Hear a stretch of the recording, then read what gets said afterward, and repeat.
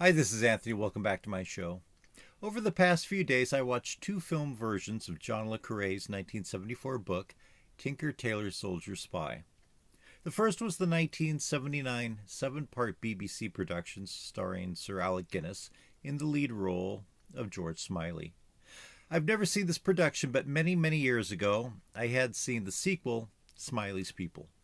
Le Carré had wanted Guinness to play Smiley, and he does play a credible, believable character.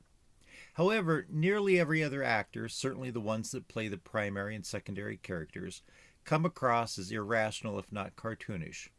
It's as if the members of Monty Python's Flying Circus decided to star in a 7-hour long serious psychological thriller, or at least a psychological drama. I hesitate to call this a thriller since there is absolutely nothing thrilling about it, but it was a drama.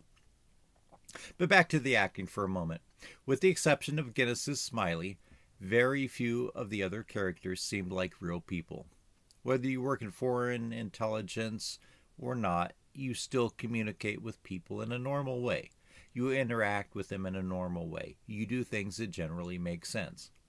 When you watch this version of the movie, if you are a thinking person like myself, you ask yourself, why is he acting that way? If he's a good guy, why is he sitting in the dark waiting for Smiley after breaking into his flat? Why is he acting weird and not explaining what he's there for?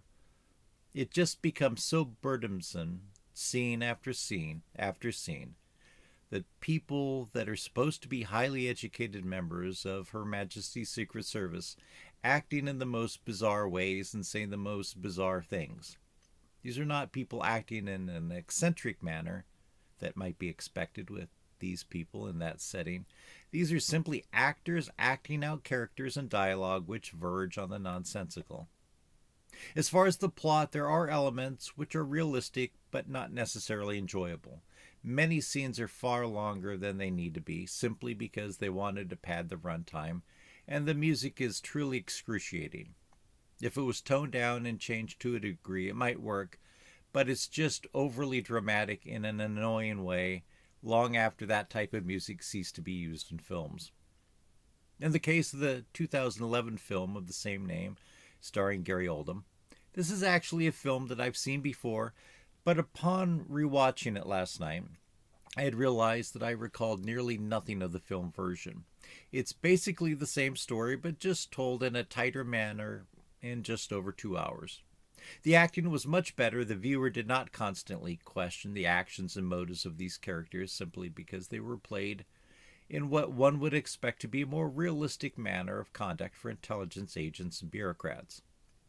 As most of the action took place around 1973, and despite being made in 2011 and in color, of course, because the movie concentrated on colors that were muddied versions of green, brown, and gray, it evoked a sense of hard drinking, cigarette smoking, forlorn English bureaucrats from the early 1970s. So, would I recommend my viewers to watch these? If you are a John le Carré fan, which I'm not necessarily, you might enjoy them.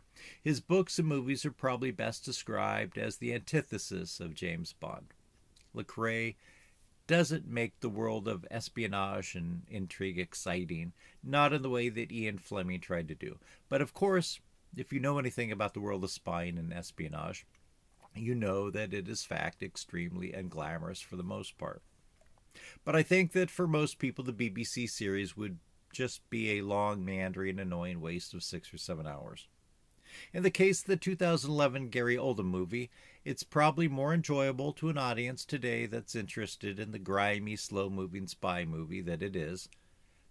It's not without its flaws, but the acting is much better, and the viewer likely spends more time trying to figure out who the traitor is rather than trying to figure out why everyone is acting like a buffoon.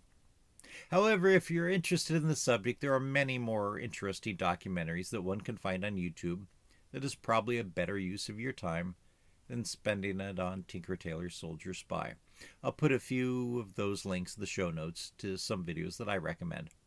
So that's all for today. I would really appreciate it if you hit the subscribe button, click the like button, and leave a comment in the comments section on what you think. Do you agree with me or disagree?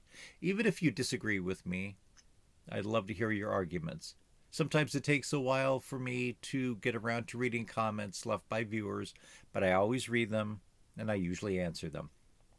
This has been the Anthony R. R. Mills Show. Thanks for watching.